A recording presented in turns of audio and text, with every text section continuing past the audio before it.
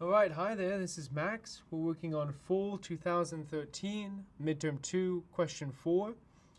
And this question here is asking us to write a function called expand finite, which takes a numerator and a denominator, and is going to return the decimal expansion of the numerator divided by the denominator, but in a series of R lists. Just a reminder, an R list is a class that we've defined in lecture. It has a s dot. If you have an R list S, you've got an s dot first, which can be any value, and an s dot rest, which is going to be either an R list or an empty R list. And we've defined a function or a call called isEmpty, and that's going to return whether or not something is an empty R list. Okay. So first dot rest. Rest has to be some R list or empty, and first can be any item. Just a reminder on that. So what is this question asking us? This question is asking us to, so first we get some pattern. So we're given a numerator and a denominator, and we're given a series of operations that we can do to sort of get out the value. In this case, we're given a 5 and 5 is a numerator and 8 is a denominator, and 5 divided by 8 expands to 0.625.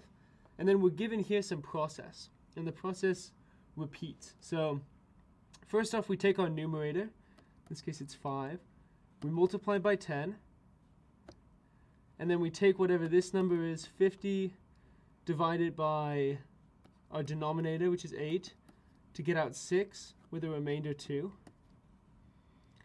Now we take this remainder and we put it back into the function. We multiply it by 10, we get 20 divided by that same denominator, 8, and get out as a result 2 with a remainder of 4. Right, so this is going to be 16. 8 times 2 is 16 minus 20 minus 16 is 4. Okay. And then finally we put this back in. We get 4 times 10 equals 40 divided by 8 is equal to 5 with a remainder of 0. Once we've gotten to a remainder of 0, we're finished with our function call, and we can return 0.625. Except we would return the R list 6, R2, R5. I'm going to use R for R lists occasionally just to shorten the writing. So, alright, great. So this is sort of the process that we're given up here.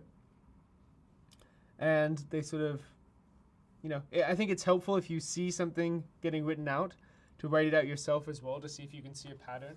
And this looks like a pretty straightforward pattern, right? We can sort of see we're keeping a denominator, we're piping this remainder back into our function again. This looks like it's going to be some sort of recursion, right? And maybe R is 0 is our base case. That sort of seems like where we end our recursion, right? So a lot of these problems, if you're approaching a problem that's a fill in the blank like this, you should first think, what are your problem solving, ways you can solve this problem. One of the big ways we teach you in this class is recursion. We really are big fans of recursion. So if it looks like there's a natural way to solve it with recursion, then go ahead and do it that way. The other possibilities, right, are there's maybe some iterative result, or maybe you can define some helper function and you might need to add some extra stuff. But a lot of the times these fill in the blanks are going to be recursion, so you should try and look for some recursive solution. Okay, so in this problem, now that we've read this and filled out our example, we want to assume that the decimal expansion of n over d is finite, n is positive, n is less than d. The function expand finite returns the digits of the decimal expansion as an R list. Expand finite is always going to return an R list. That's important. Complete it by filling in each blank with an expression. The R list class is defined in your study guide. I've just talked about the R list class. We don't need to do that again. Okay. Great. So here we see 1 over 2, 0.5. If we were to pipe this into this process, we would get 10 divided by 5 is equal to 2 with a remainder of 0. It looks like our remainder of 0 is going to be the end of our recursion, right? So we can see we're just going to return a, 1 divided by 2 is 5 with a remainder of 0. And so we're just going to return the R list of 5. Okay.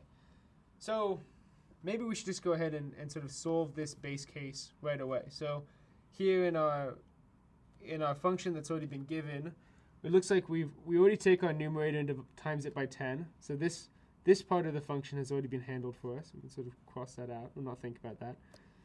Then we have a quotient and a remainder. Looks like this is probably the quotient, right? Dividend divided by d. This is d. And our remainder seems pretty natural. Our remainder is just going to be right here, right? So 2, 4, and 0 in this case. Okay, so once remainder is 0, we know we've reached the end of our recursion. You want to handle your base cases first, right? So once remainder is equal to 0, then what do? Well, here we just returned, we just returned an R list of 5. And what is 5 in this? 5 looks like it's going to be quotient, right? And so it makes sense sort of just thinking of this base case and satisfying this. R list 5 looks like it's going to work. Okay, so, oh, I'm sorry, not R list 5. You want to do R list of R list of quotient. Thank you. Quotient. Right, so R list of quotient because here 5 was our quotient, here 5 is our quotient, right? We're going to return R list 5 in our last recursive call. And notice we don't have any rest in our R list because we've reached the end. This is going to signify the end of our R list decimal expansion. And if you just pass in a single argument to the R list class, you can look at the study guide to double check this. But the base constructor of this, the base init, is just going to have a default parameter for rest, which is an empty list. Okay, so we've handled our base case. Now what if our remainder isn't 0? If our remainder isn't 0, what have we done in our examples? Well, in our example, it looks like we constructed this, right? From here, we put our quotient into as a first element of an R list. And then for the rest of the R list, what is the expansion of 2 and 5? Well, it looks like we took our remainder here and put it back into expand finite. So we got the expansion of 2 over 8, which is equal to 0.25, right? And so 0.25 is just R list 2, R list 5, which we set as our s.rest, right? So here we can make a new R list, and we do what we do before. We put our quotient in as our first element. And now since we know expand finite is going to return an R list, and the rest of an R list has to be another R list, we can feel safe putting expand finite in as our recursive call and saying expand finite. And now here's where it gets tricky. What do you need to put in? Well, you need to put in your remainder. And what are you dividing by? Well, you're still dividing by d. So remainder d, finish our R list construction. Eventually we're going to get to a point, since we know it's finite, since we know it's finite, we know we're going to eventually hit this base case, and so we can feel safe writing this and knowing it's not going to loop forever.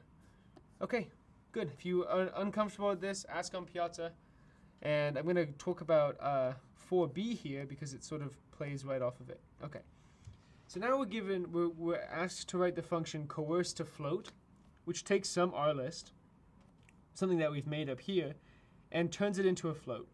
So here, expand finite, return the R list 5, right?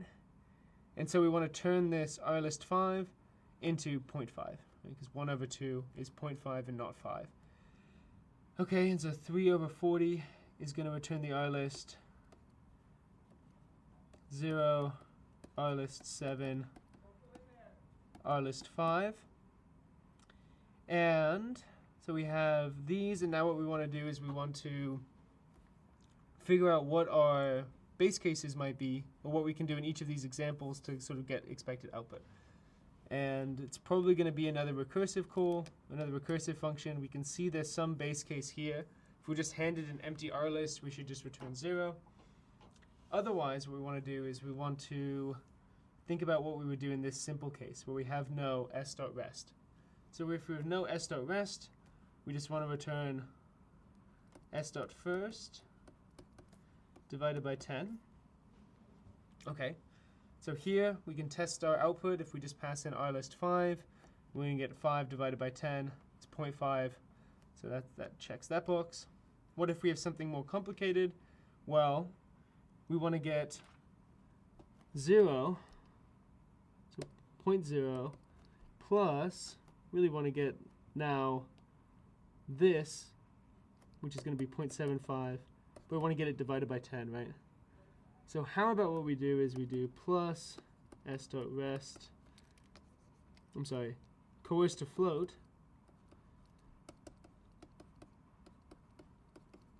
which if called on our list 7, our list 5 is going to return 0.75 of s.rest divided by 10. So now we know that eventually we're going to get to the end of our s because we're passing in finite things. And so eventually we're going to return a 0. And so if we do 0.5 plus coerce to float of an empty list, we're going to get 0. So 0.5 plus 0. That still works. And now we can test this. We're going to get 0.0 plus 0.7 divided by 10, which is, and then plus, actually, let's just do this. 0.7, which is coerce to float, plus 0.05. Then all of this divided by 10 is going to equal 0.075. Okay, and so that gets checked off as well. And now we've handled all of question 4A and 4B. If you have any questions about this, feel free to leave a post on YouTube or Piazza and we'll get them answered. Great, thanks for watching.